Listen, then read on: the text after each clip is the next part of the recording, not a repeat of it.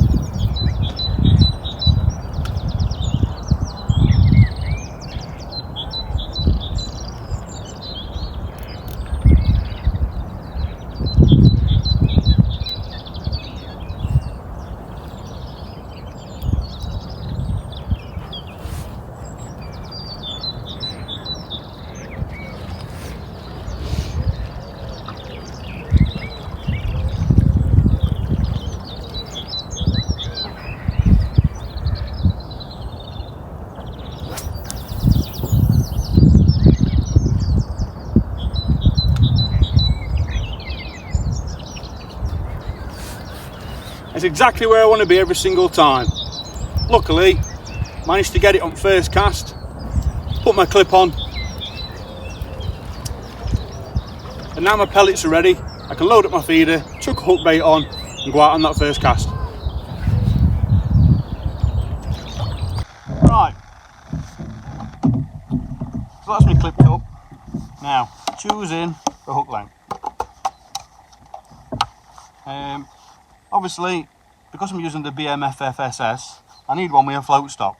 So I've tied them up with float stops on. They are the Preston stops, the medium size. I've got size 10, size 12s, and I've got some more there, which I didn't label up. I think they were something else we're doing. But these are ones I want to be using today. So 4-inch hook lengths. So what I'm going to do is I'm going to go with a size 12. It's on 019 line. It's also trapped in my hook length box. Now, if you've got one of these, I might have shown you before, if you're worried about dropping your hook length, or you've got colour coded, colour matched gear on your Preston hook length box, I'll show you on this side, you can see, there's 2 magnets that keep the box shut. What you want to do is, get your hook, put it on there like that, look, and it holds it nice and still. It's not coming off, it's not going to fall off. And the magnet inside the hook length box means your hook will stay same place every single time. And that means if I'm changing my bomb or my feeder on here, for example, I can keep it in one place nice and still. So before I put my feeder on, I'm going to take out that connector there by the power of magic. Then you've got what looks like an old pole connector, or an old style, should I say, traditional style. You want to put your hook length over that, feed it in, make sure it's in there, and push this rubber collar back over the top. And then your stem goes over the top of that. You take the cap off. You just want to slide on feeder, whether it be your banjo, Jora banjo, whatever style you're going for. And then you just slide that cap back on. Keep it nice and tight. There we go.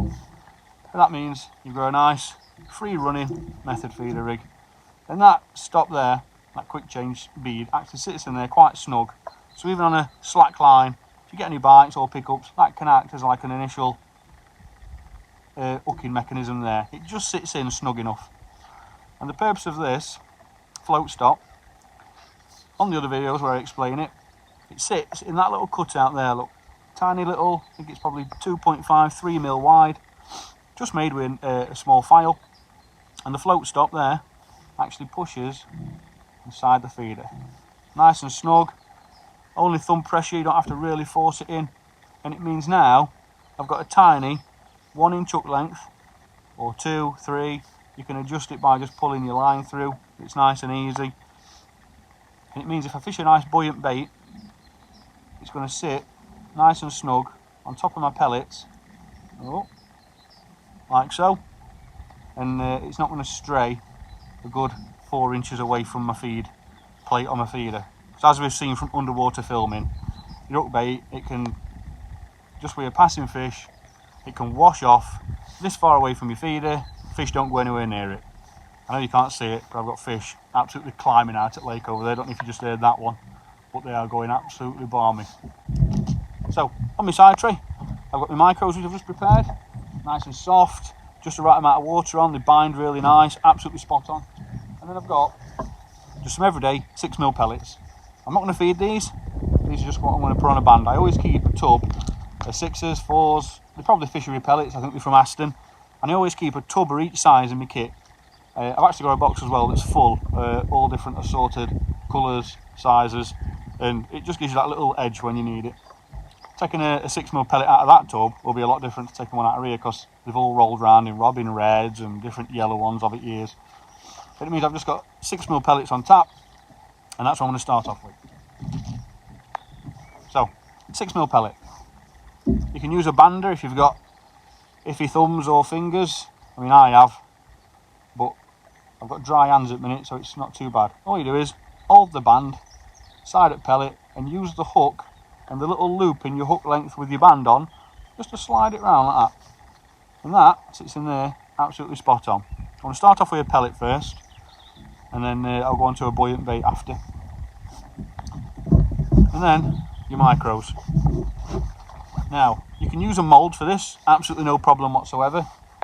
But best results when I've been filming it underwater myself are put a small bed of pellets in like that. And you want to get your stop, push it into the housing of the feeder like so. Again, it's only light thumb press, you don't need to really jam it in. It acts as a self-hooking thing as well, so when a fish picks up your bait and it moves away, it hooks it there as opposed to 4 inches away. So it's got a few different benefits to it as well. Your hook bait, sit it nice and snug in those pellets there like that. So when they start to flower open and break down, it pushes this pellet up with them, and it sits lovely in a nice pile of loose feed pellets. Another what to do, you just build around it. So nothing too complicated. Once you get enough pellets on that you know you're not going to move the hook or the hook bait, you can then chuck them on. Luckily at Hallcroft, these Coppins pellets are so tacky, they are amazing. And all you want to do is not too tough, just form a nice house like that. So on cast, you can afford to lose a few pellets, and it means that when that starts breaking down at bottom, even just with minimal feed on feeder, your hook bait is staying in that focus area. So I'm going to chuck this one out now, start the stopwatch and see how long it takes for the first one. Hopefully it won't be long.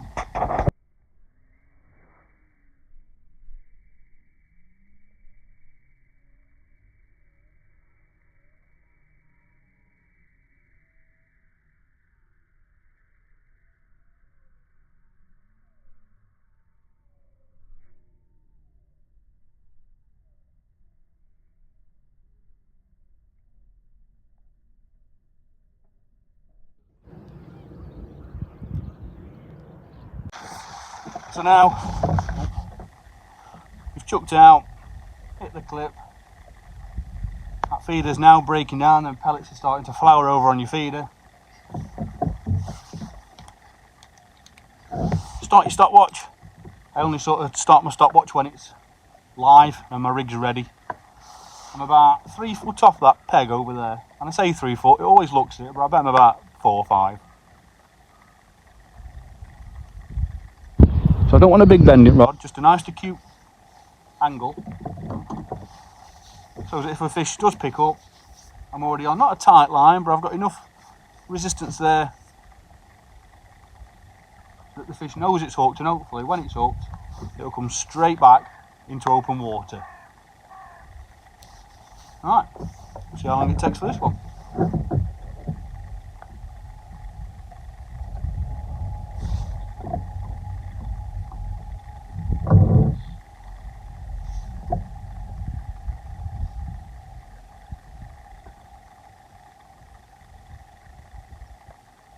got a lot of fish out there. There's loads of fish topping as I'm speaking actually. A lot of fish crashing out of water. There's actually a lot of fish in front of that bigger reed bed that I've got in front of me. I don't want to get too close to that because it looks really open. Looks like it'd be very easy for a fish just to dive straight in there. So I've gone in front of the reeds near the peg in the hope that if I hook a fish, I've got a bit more open water to play him in should I hook one straight away.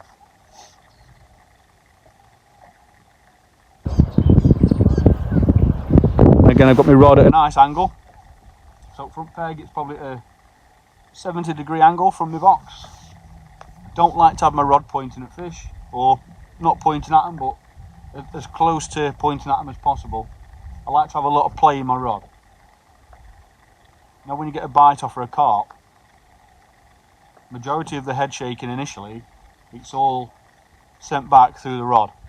If I was to point my rod at the fish, and because I'm fishing to a clip, I don't want to risk a fish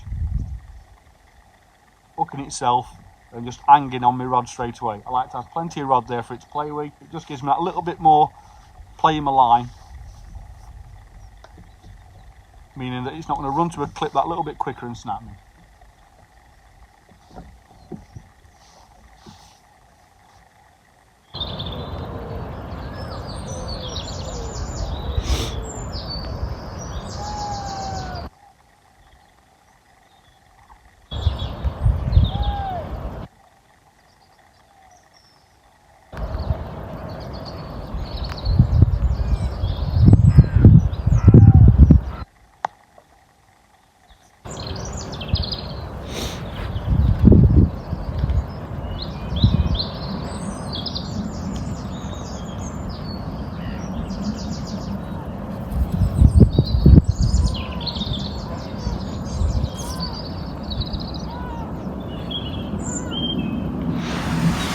Liner then. A lot of fish around my feeder. I can see him from here going absolutely mad over there, so I'm expecting a few liners. There we go again. So it could even be local fish near feeder that are actually feeding on any loose pellets that have come off. Won't take much just to quickly nudge it again. I'm fishing in front of a peg over there, so on its way back to me the feeder can only travel downslope. So any liners I do get, they could encourage just to push that feeder back a little bit. There's definitely fish over there.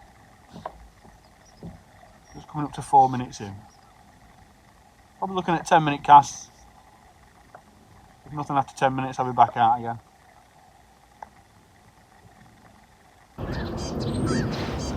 We'll see how we fare first.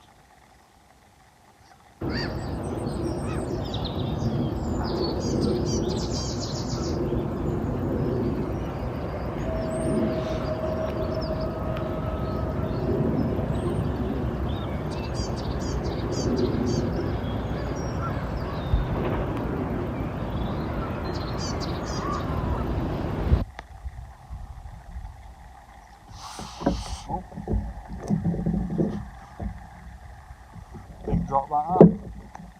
So again, method feeder fishing, so if it's on, it's on. I do think there's going to be a fish on that. You'll be very surprised, a lot of these liners you can go on for a good few seconds before they move away from line. Pretty certain that's going to be fish on.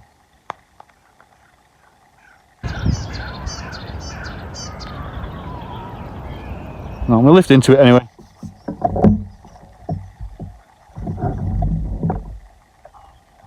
Yep, and as suspected, carp on.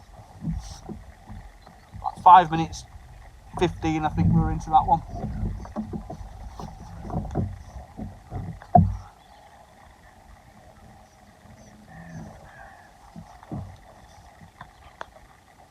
Not a lot of movement on tip. Actually feels like world's biggest snag at the minute, but oh, here we go. Again, fishing bridge pool at Hallcroft. Some absolute monsters in here. But we'll tackle this one in and hopefully have a nice fish to show you.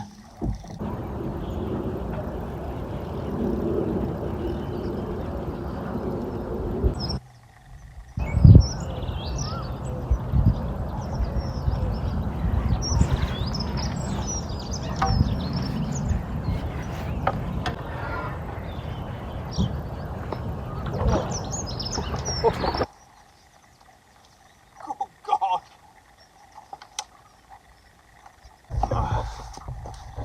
Because whenever I'm doing anything like this, where I'm testing something of my own, I don't like to edit bits out, and I like you to see it firsthand. So there it is, look. Hopefully you can see that hook in the bottom lip, absolutely nailed. And that's best part of a 13-pound carp, that, so absolutely spot on.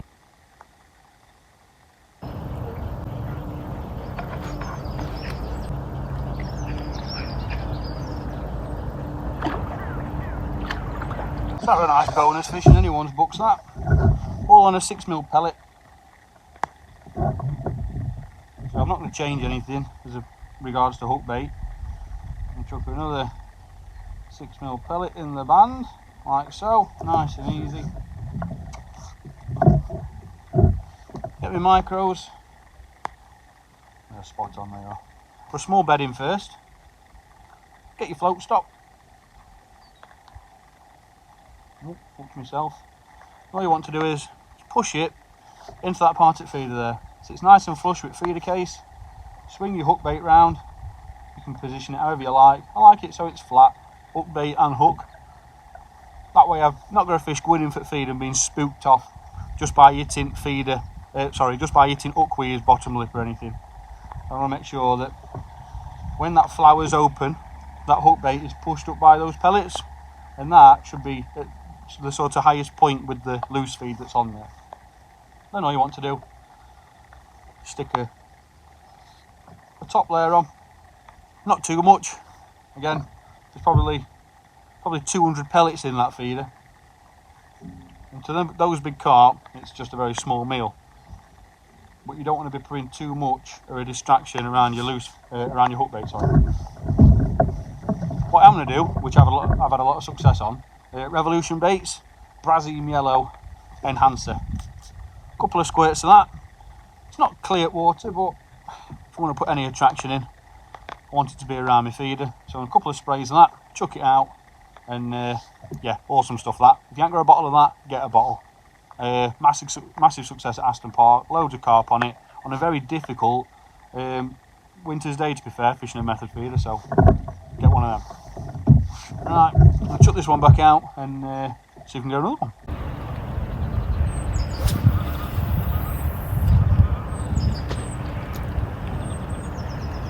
Get you guys back there nice and quick. Start my stopwatch because I know it's settled out there now. Pretty much same place, just a bit to the right. I'm not trying to be too accurate today because no other anglers on this side of the lake, and it's not pressured water at the minute. There's plenty of fish showing, but that's that one back out. We'll see how long it takes for the next one.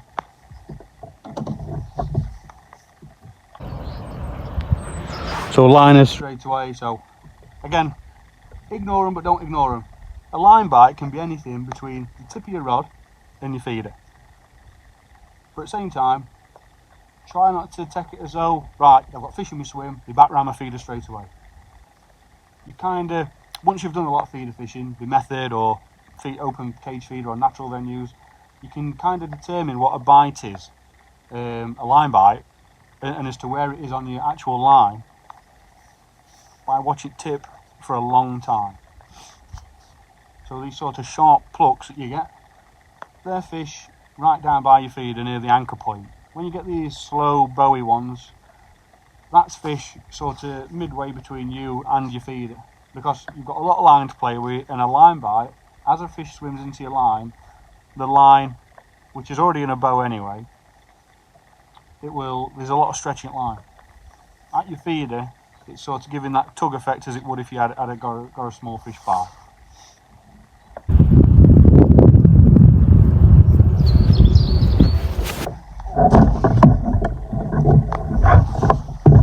Just as I'm setting brolly up, fish on. that's on. So loosen my drag now. Just want to do a couple of turns on my reel as much as I can because I'm fishing to a clip. Probably about 9:40 that one. So again, going in with that 10-minute cast theory, it's definitely way forward. But I'll play this one anyway and then show you what we've got.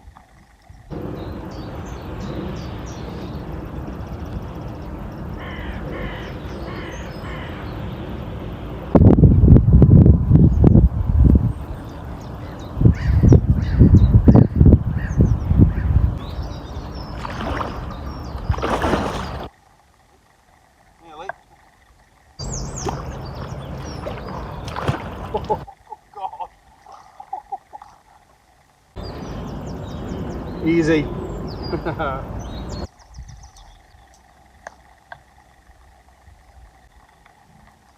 In a band, like so. And you want your pellets. A small initial offering in your feeder to start with. Again, even them alone, they'll flower up. They'll double that on lake bed. Get your stop, push it into the recess in the feeder, like that. That holds it nice and still. I'm going to swing your hook bait round to place it on top of your loose offerings there. Don't want to press it in.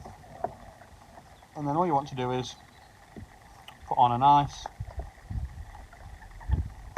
skin micros. Now, don't crush them down too hard, because you'll find it'll all try and react with lake water as one big piece. You want to do it just hard enough that they stay on, or majority, and that they're all individual on there. So when they start reacting to water, they all individually start to flower off. If you absolutely paste it on, from testing it, it just takes ages to break down. I really pressed one on not long back, like you would if you're at Boddington, really pressed it on. Like 36 minutes I think it were before they started breaking down. And even then, when I took the feeder out the tank, you had to prise the hook bait out of the skin underneath. So don't go mad with it. Get you an answer. A couple of sprays, you don't need to go over the top with it. Chuck this one back out. So start my stopwatch, that one's back out. And see how long it takes for the next one.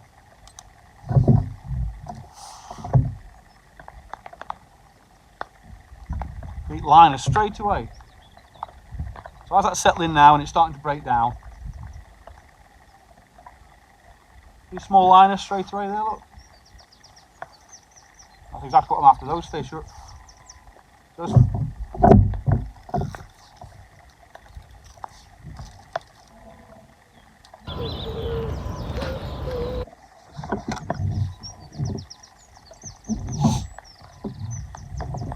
And it's on. Thought that was going to be a bit of an awkward fish, but it's on straight away. And 14 seconds, that one. That has literally landed in front of a fish's nose, and it's on straight away. That absolutely awesome. Not really the results I'm looking for, because I'm looking for, you know, time periods and making sure everything's hooking up right.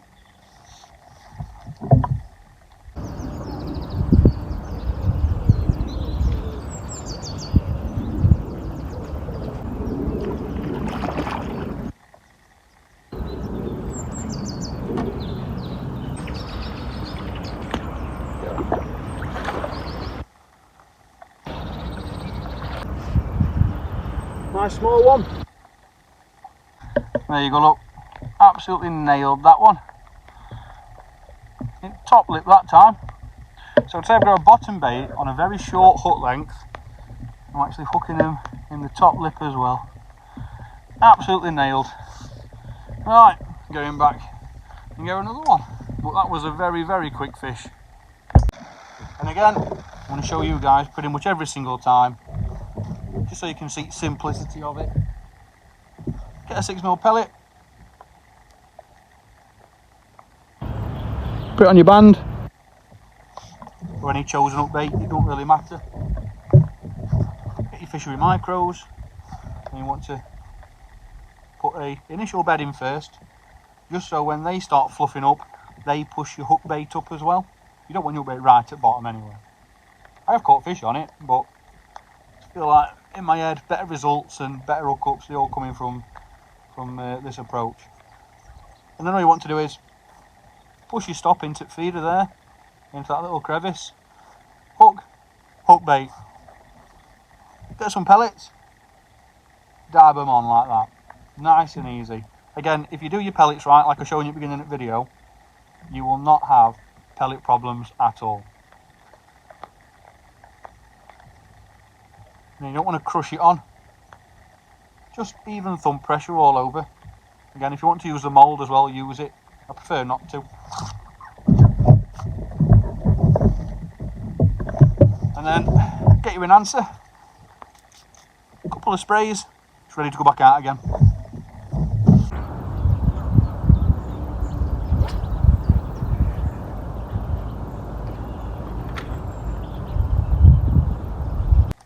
Start your stopwatch and wait for another one. Nice simple approach. You don't need really expensive gear.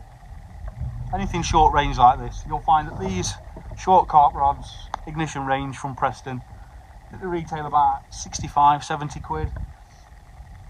Reel is a Preston Inertia 520. Gone with a bigger size purely because I can hold as much line as I can on that and of a thicker diameter. But you don't need these big pit reels for fishing 35, 40 metres. I've then got £6 sinking feeder mono, which is 023. I've got a banjo feeder on, as you've seen, the BMFFSS I. I've got a 4-inch hook length with a medium stop on it, which is 019. Again, carp and eagle to over £20, but you play them right, you don't need to have ridiculous gear on. Size 12 MCMB hook from Preston, which when fish get hooked on them, they're like a circular hook, they are not coming off. And just with a band on it with an air rig. Pellets, you can use all different buoyant baits. I've actually got some small pop-ups, sort of carp style pop-ups, which I'll probably be using later.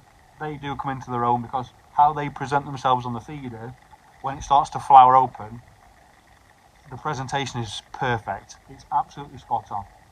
Currently going up to 3 minutes in. So it's probably about where I want to be. That other fish are a very quick fish. That's the situation where you've landed straight in front of one's nose. So take it into account, but don't take it too seriously that, right, I'm catching fish very quick now. That's probably up. And it's also 10 minutes in. So I'm going to pull this one back and recast it.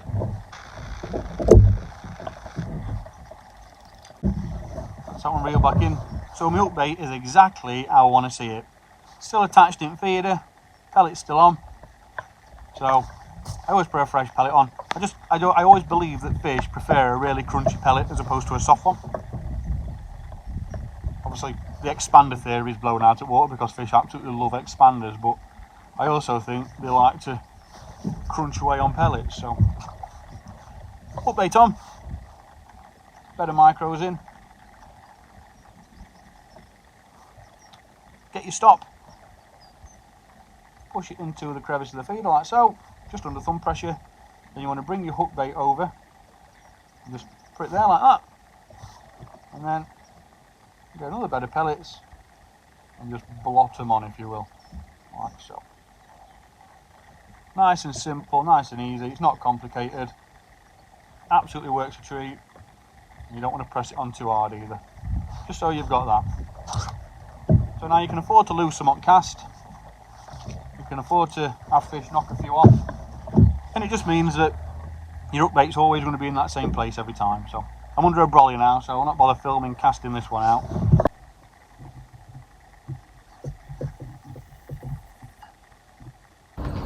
Absolutely on the button every time. And then you want to reset your stopwatch, start it. Now I know my feeder's on bottom and it's actively starting to break down. That's where I know my rig's live, if you will. Just turn into that, spot on. Right, wait for the next one. Now I'm going to do a trick now to help catch a fish. It doesn't always work. When you want a bite, always pour a brew. I've noticed that whenever I'm filming this happening, it never works. But if ever, in fact it did once at Sarfield. But if you ever want to bite, pour a brew. Oh, look at that. The brown goodness. Oh my life. Actually,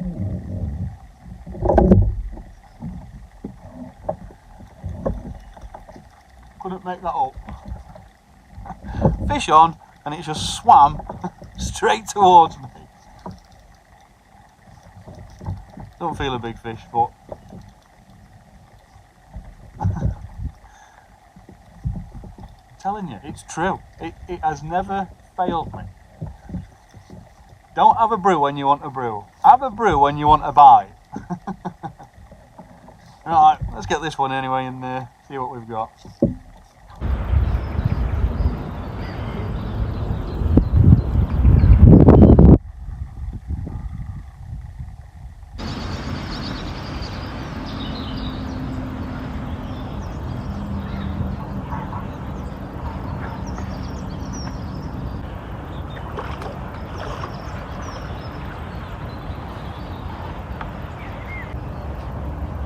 There we go, absolutely stunning.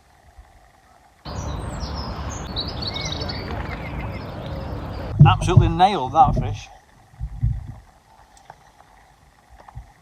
Not a big one, probably about £5, but I think it's fish number 4. That's what we need. Plenty of them. So again, loading up the feeder. Hook bait, which is a 6mm band. Just drag your band over it like so. Nice and easy. Get your micros. Put that first initial bed of micros in like so. Then you want to get your stop. Your stop goes into that crevice on the feeder, like that. Swing the hook bait round. Sits nice and central in your feeder. This short hook length as well means your hook can't hook onto its sides or anything like that. It can't get tangled. And all you want to do is get a bed of pellets like that and just dunk it on. And then you just want to finesse off all edges. Make sure there's not any loose ones hanging off or anything like that. Put a couple more on there as well. You don't want to press them on too hard, just thumb pressure. Just so in your head you know that they're not coming off on cast or anything like that. Some are going to, it always does. No matter how far or how short you chuck. Get your Brazem yellow. Couple of squirts of that. Just chuck this one out and get another one.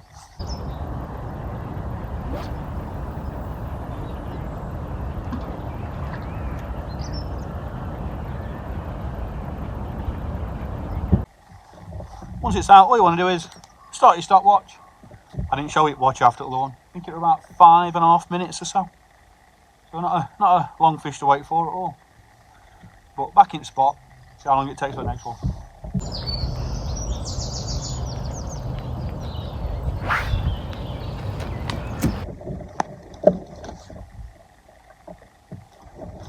There we go. Probably 5:45 that one.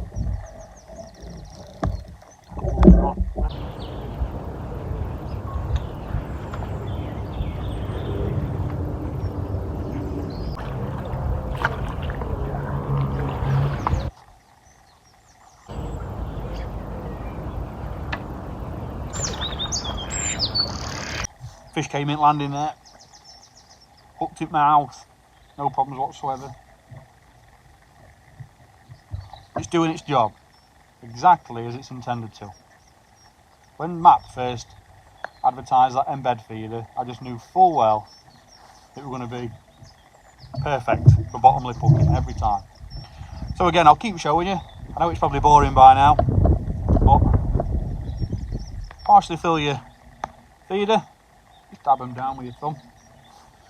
Get your stop in this little crevice here in your feeder. You just want to push it in there like that. That fish has actually pulled a bit of hook length through on that, so what I'm going to do is just go in to adjust it like so. All you need to do is just pull the hook length back through. You can do it when it's not plugged in, or you can do it if you hold it and pull it, it's fine. And then you just want to put your hook bait in your feeder like so. See that nice and clearly? There's not a lot of line there to get tangled. And then all you do is chuck a skin on, then mould it to the desired shape. At Aston I've been fishing it completely flat, so your feeder is just full to the top of that plate. But there is so many carp feeding here today, I'm just going to put that little bit more feed out for them. So keep it nice and uniform all the way around like so. And then get your enhancer, which at minute these carp at Hallcroft are loving. A couple of squirts, and between this being sprayed on and going out there, it's soaking in lovely. Alright, let's get this one chucked out.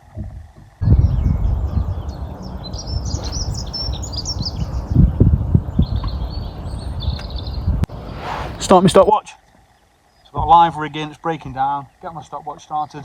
And again, on punch, I've just got that little bit too much. So instead of trying to move my feeder, just get your rest, give it a bit of a push like that. Then I want next cast, just to come back that little bit further, on break on my cast. And I can put my rod down, bring my rest back a bit, and I'm back to where I were. I'm just creeping up to that 10-minute mark now. Again, loads of liners, loads of fish still in peg. But gotta sit on that 10 minutes. So 10 minutes up, I'm gonna bring it in, rechuck it with a fresh one on. Before all those liners, my hook bait is still exactly how I want it. So the stop is still in the feeder. That's not been dislodged. So it means that a fish probably hasn't had a dig at picking this up. So put a fresh hook bait on and chuck it back out. So that's that 10-minute mark again. So I'm going to pull it back in and do a fresh cast. And again, absolutely spot on. That's how I want to see it every time. So quite a fresh pellet that. So this time I'm going to try filling the feeder up, reusing that pellet. You never know. Something different. Big believer, a nice crunchy pellet, but I'll go with that. Quick squirt of your Brazem yellow. And cast it back out. My fresh feeder back out. Start my clock. And again, I've had to get some punch on that one because I'm under brolly, so I'm just going to... Right, so that's that 15-minute mark. So I'm going to come in on that one and chuck a fresh one out for another 15-minute chuck. Like so. Get a spray and chuck it out.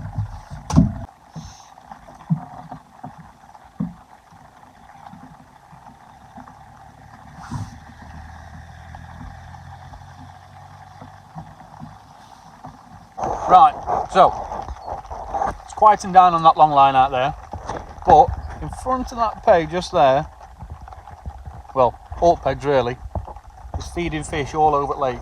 So I'm going to chuck my feeder in front of that peg there and see if there's anything hiding underneath it, feeding. And yeah, give that one a rest out there for a bit. It means I can focus short. And I have a lot of success fishing method feeder in front of the next peg, so I chuck it in front of that one and I'll put the camera on the tip facing that way so you get a better view at it as well if we get a bite. But hopefully we should get one. It's working so far, the feeding on it, so no major reason to change it. And I'll keep showing you, but again, a few pellets and your BMFFSS. Get your float stop, push it into the crevice there, then your hook bait, bring it up and position it in your feeder on top of your loose offerings, like that. So you just want to get some stragglers, just push them over the top like that. Now, I'm only going to chuck down in this marginal peg next to me, so I think to worry about squeezing it on really hard because I'm not having to counter for a big old massive cast out there. So, oh, there's a fish there, I saw it.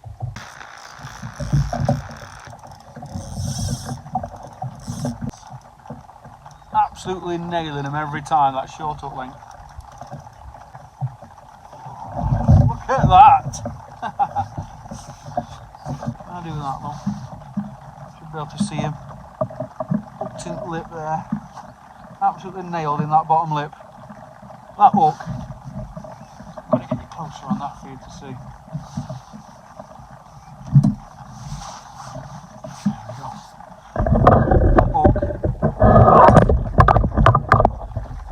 Certainly not coming out of there. Absolutely nailed it.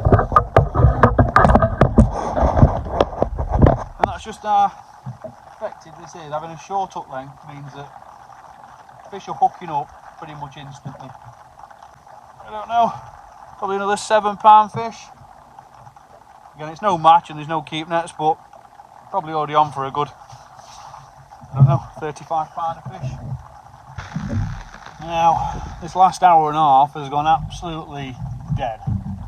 Loads of fish showing, just not really fussed about feeding. I've had fish crawling on top of my feeder on that far bank, and I've not had a single movement on tip as much as a liner. Loads of fish in edge, but they come and go. I'll have a spell of like 15 minutes where they're there, and then sort of another 15 minutes, half an hour where they just not a single sign.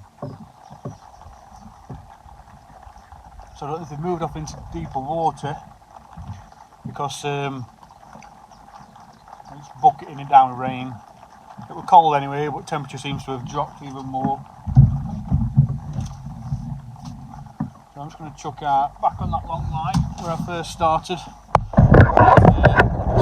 Snare a few before I finish up.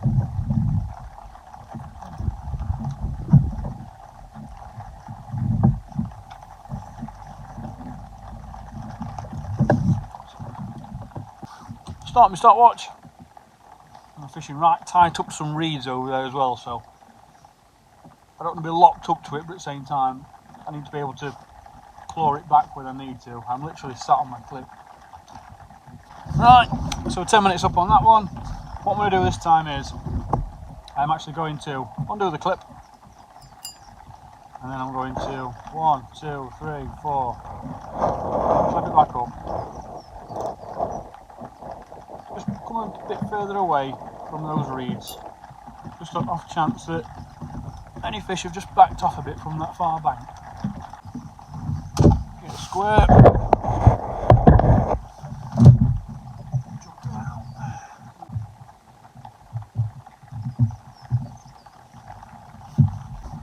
Reset my stopwatch, and hopefully them liners I were getting before were just that little bit further back away from bank. So same again, I'm going to go into my clip, undo it, close my bail arm, 1, 2, 3, and then back on with my clip, like so. And now when I come in on this one, so I always reset my watch and start it when I've got my feeder in and my rod settled on rest, because that means it's live and it's fishing now. So go with that, see if we get any more indications, see if we can try and locate these fish, and hopefully we can snare one more before we finish.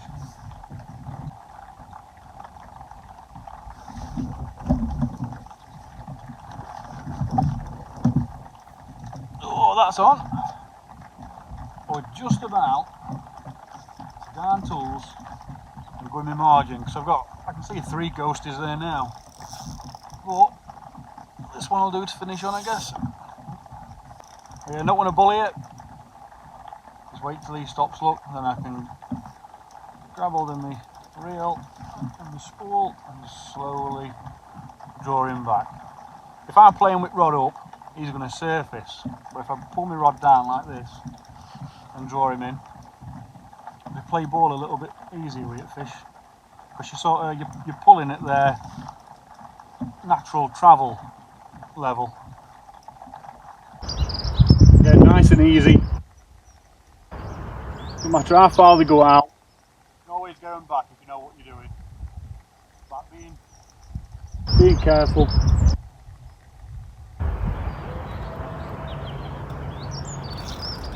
Definitely a better fish anyway.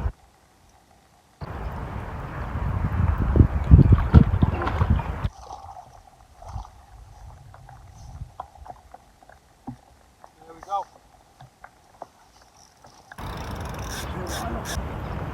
Lovely fish to end on.